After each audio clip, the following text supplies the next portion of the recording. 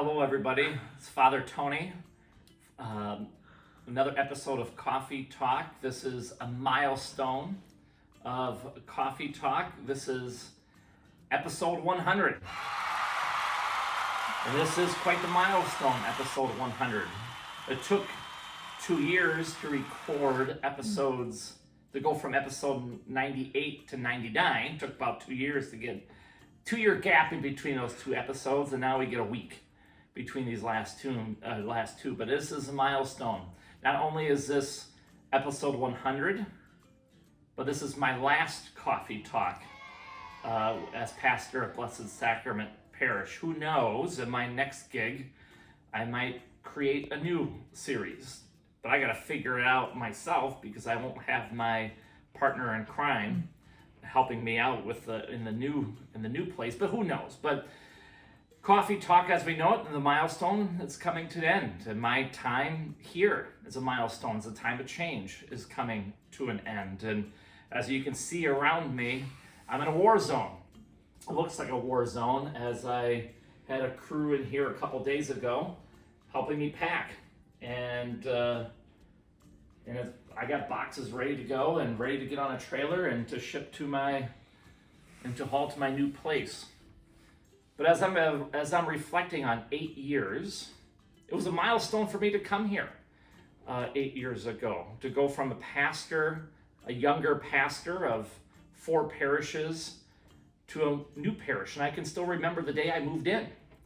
And as the day I moved in and leaving my last assignment behind was hard, because I grew to love the people there, and I loved my rectory, and I liked the small towns. To go from a small town to urban, I didn't know what I was getting myself into, and it was a milestone change for me. And I could still remember pulling in here, and the staff come running outside as I pulled in with my crew from my last assignment to help me move. And Sister Madonna Friedman was one of the first ones out the door, and I distinctively remember her saying to me, because she was responsible for bereavement and planning of funerals, we're in the midst of moving things in. And she came up to me, well, we got a phone call. We had a parishioner that died, and we got to plan a funeral. What's your schedule like this week so we can meet with the family? I'm like, Sister, I am wide open. I have nothing on my calendar. And then planned my first funeral before I even had my first weekend of masses. Life continues on. But the milestone, there's been a lot of milestones here. I celebrated not only my 10th anniversary of being a priest and my 15th anniversary of being a priest here at Blessed Sacrament Parish. We went through the milestone of a global pandemic here during this time at Blessed Sacrament Parish. We created Coffee Talk through the pandemic. There's been staff that have come and gone in these milestones. I was the young guy when I came in here. Now I'm one of the old guys as I depart from this parish. So this shift of ages, which was a milestone here. But there's one, especially the one holding the camera. She'll be the longest tenured staff member as I depart. We started at the same time. Now I'm leaving, and she remains. She's the longest tenured person. So we've been through lots and ups and downs over the last 8 years. So a lot of milestones, but I'm grateful. I'm grateful for this time here. I am grateful for the people that I've met. I am grateful for the families I've encountered. I am grateful because there has been challenges here over the last 8 years. There have been a lot of challenges and a lot of difficulties. COVID is one, but there are so many other things that you do not know that have occurred over the last 8 years that were hard and difficult and challenging and almost broke me on a couple of different times, where I almost said, to heck with this, I'm out of here. But I hung in there because I had a staff behind me, but I also had the people, all the other people who supported. But if I didn't go through the hard times, I wouldn't have grown as an individual. And I wouldn't have grown in my faith. because I think my faith has really been solidified during my time here. I know my love of Jesus and the Blessed Sacrament, which was already there, but has really solidified here. God has a way of put me in the places where I needed to be when I needed to be. When I first was ordained and my first assignment was St. Joseph, I was an associate pastor, I needed to learn.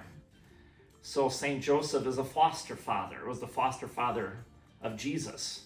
So I needed to learn under a foster father, St. Joseph, but also my old pastors that I had. And I'm grateful to learn under their tutelage. And then I get moved out to Iowa Falls and Eldora as my first pastorate. And then eventually getting Ackley and Hampton.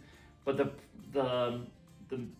for Iowa Falls and Eldora, St. Mary, Eldora, St. Mark, Iowa Falls, it was like Mark is an evangelist, Mary's a mother, preach the gospel through Mary. So that's kind of this love of Scripture, and Mary really took root. And here, preach the gospel through Mary, but point to Jesus in the Blessed Sacrament. So I'm grateful for all these moves. And I am also grateful for the next adventure. It's hard to say goodbye, but it's time. It's time for a new adventure, but it's also time for this parish to grow and to experience something new as well. Through the difficulty, through the challenge, there's something to learn. There's an opportunity to grow, to learn what it means more, not just to be a people of one parish. What does it mean to be a universal church? This pastorate is allowing us to learn a little bit more of the universality of the church. Yes, still in a geographical boundary, but yet is getting us to move outside ourselves. And we need to continue to grow. It's going to be difficult.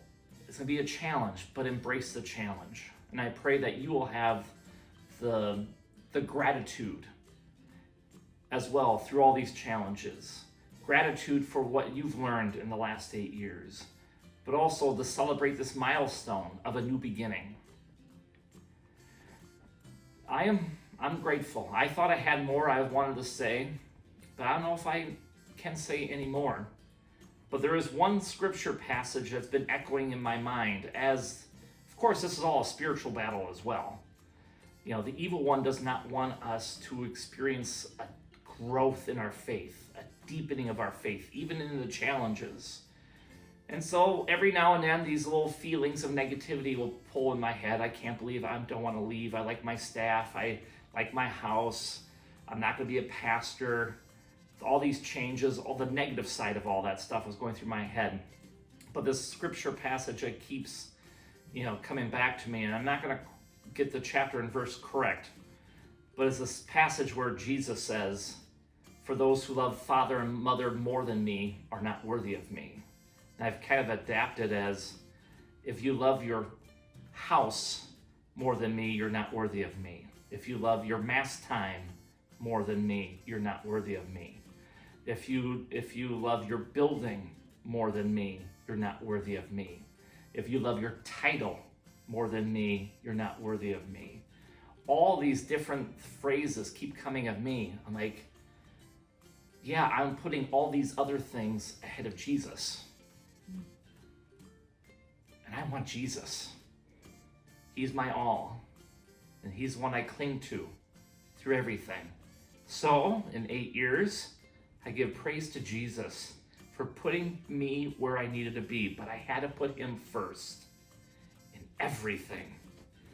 You put him first in everything. And if you do that, it will all be okay. Take it one day at a time. Hang in there, kiddos. Keep drinking coffee, and God bless you.